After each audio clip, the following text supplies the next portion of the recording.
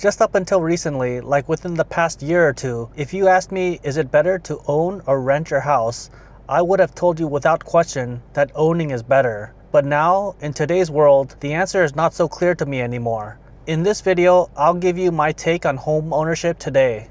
So I pretty much came of age in the aftermath of the 2008-2009 financial crisis. And since then, the price of housing and real estate in general has exploded and reached dizzying heights in my opinion. I live in Southern California, so I have seen firsthand how prices have doubled, tripled, and even quadrupled in price these last 10-15 years. In my opinion, this is a primary reason for the enormous wealth gap that exists in today's world. We talk about the K-shaped economy where people are divided into two groups essentially, the haves and the have-nots. People who bought their house in California during this decade, during this past 15 years, and have kept it are likely sitting on a mountain of money in the form of equity in their primary residence. And for many people, if they didn't own their home for the low price and the low interest rate that they got it for back in the day, there would be no way for them to live here in Southern California. They'd be completely priced out if they were renters. That is absolutely insane. The gap is that huge. And studies have shown that homeowners have significantly higher net worth than renters. We're talking huge differences. The average homeowner has a net worth of $400,000, while the average renter has a net worth of only $10,000.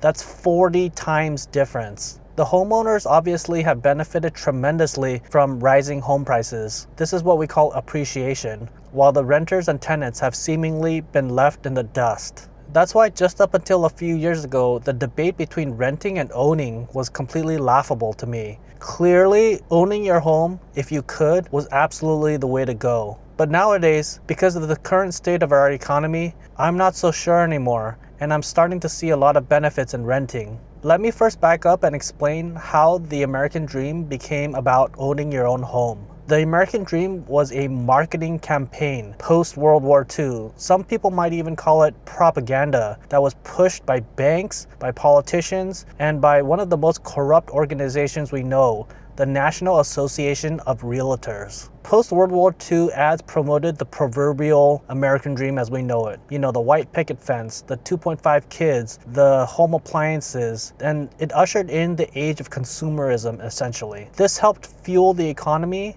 and grew America by leaps and bounds. And it also gave banks an incredible asset, a house that they could charge you a loan for and make you pay interest for 30 years. This was an incredible invention by the banks. And it was a brilliant move if you believe that the end game is to own your own house. The comedian George Carlin has this great line about the American dream. He says that's why they call it the American dream, because you have to be asleep to believe it. Decades ago, like in our parents' generation or maybe our grandparents' generation, if you're a little bit younger, you could buy a home for only 2.5 times the average annual income. And with 20% down, the average monthly payments associated with the house, like your mortgage, insurance, taxes, maintenance, all those things, they in general never exceeded 30% of your gross income, which is a widely used measure to determine how much home you can afford. With a $50,000 gross income, you should be able to afford a $125,000 home. Now,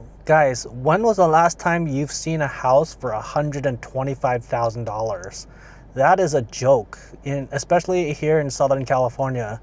You couldn't even get a garage nowadays for $125,000. Obviously, things have changed and the prices have skyrocketed. The median home price now is about $450,000. The median home price in desirable areas like in LA, in Orange County, in Irvine, in San Diego, places like this, you're looking at a starter home of $1.5 million just for a starter home in these communities. And let's not forget about the interest rate, you guys.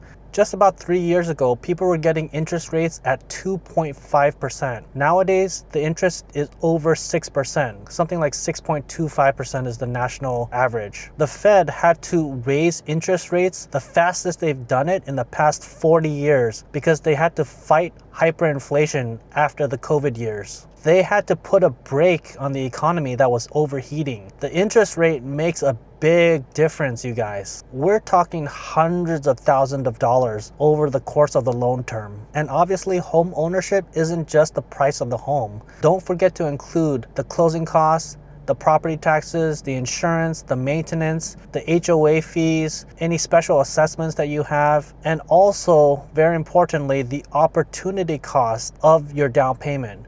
The opportunity cost is what you could have done with your money instead of doing what you did. The opportunity cost of a down payment on a home, for example, would have been you could have just simply invested in index funds that track the S&P 500, or you could have started your own business, for example.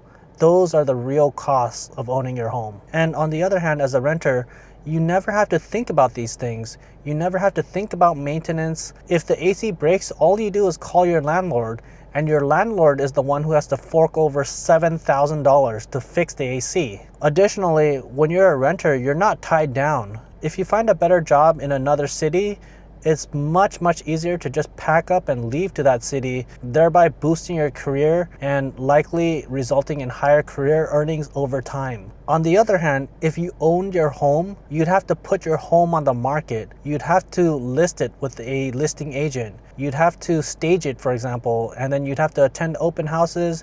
You'd have to negotiate the sale price. You'd have to pay closing costs. The list goes on and on. There's an extreme amount of baggage to homeownership. So with that said, don't strive to become a homeowner just because society tells you to, or just because you see your peers doing it. Buy a home because your finances support it, it makes sense, and your peace of mind, your quality of life will improve because of your home. So if you still want to buy a house in today's world, this is exactly how I would go about doing it. Number one, I would ask myself if I was planning to stay in this house for 10 years or more. If so, then it may make sense to buy this home because things are more likely to appreciate over a decade than over just a year or two. Also, seriously, you guys, the closing costs associated with buying properties is no joke. Each real estate transaction has so much friction to it because everybody has a hand in the deal and everybody's palms needs to get greased. The realtor, the escrow company, the title company, the lender, the insurance broker, the open house stager, the list goes on and on. Closing costs are typically 2 to 5% of the purchase price of the property. So for example, if you bought a $500,000 home, the closing costs can be between $10,000 to $25,000. Constantly paying all these closing costs if you're buying and selling properties is a deal killer and it will kill all your gains. That's why I would treat buying a house almost like buying a deal. Always run the numbers, always go into this with your eyes wide open and use the numbers to understand the full picture, everything that's going on, so you don't get blindsided. But I understand, we're emotional creatures.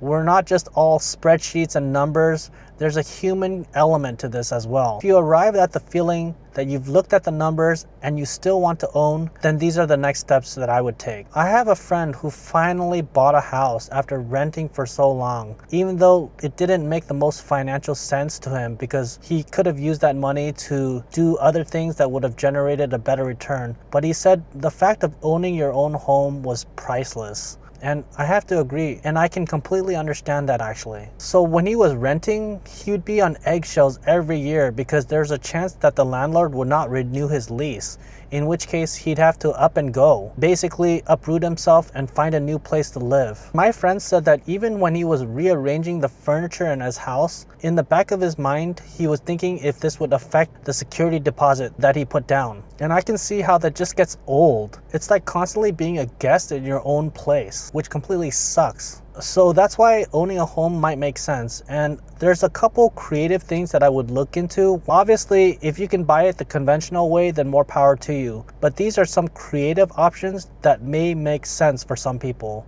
The first one is about seller financing. Seller financing is basically when the seller acts like the bank. So instead of borrowing from, say, Wells Fargo or Bank of America, you are essentially borrowing from the seller. You pay the homeowner back in monthly installments, just like you would the bank, and you would sign a promissory note stating that you would pay back the loan. So you still make a down payment, you still make monthly payments with interest, you still sign a promissory note, and you still put up the house as collateral. And now, why would anybody do this? It helps buyers because you can usually get a lower down payment if you have seller financing, as well as avoid all the financing hassles that you have to jump through with loan documents, underwriting approvals, all those things. If you ever have gotten a loan for a house, you know what I'm talking about. And why would the sellers do seller financing?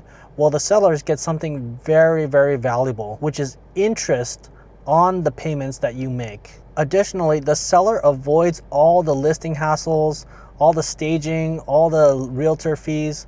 They're able to sell the house faster, as well as reap a ton of tax benefits. Another strategy that I would consider if the conventional way of getting a house is out of reach is something called house hacking. That's essentially where you have other tenants living next to you that can help you defray the cost of the mortgage. For example, if you own a single family home, perhaps you're able to rent out an empty bedroom, which can help offset the mortgage that you have to pay. Another way would be to actually buy a small multi-family property. I'm talking between 2 to 4 units. Residential loans can actually be applied for up to 4 units. This is a major thing because you can live in one unit and rent out the other 3 to offset your own housing costs, as well as make a little money possibly every month. So if you want to own your own house, you have to think about how to start making deals. I always say you have to train yourself to become a deal maker and not a deal killer. It's easy to always just be a Debbie Downer and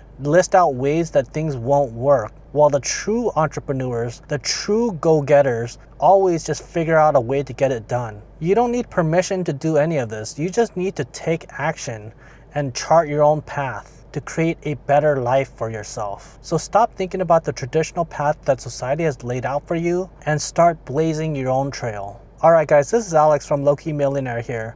Hope you enjoyed this talk about buying a house. I'll see you in the next one. Take care.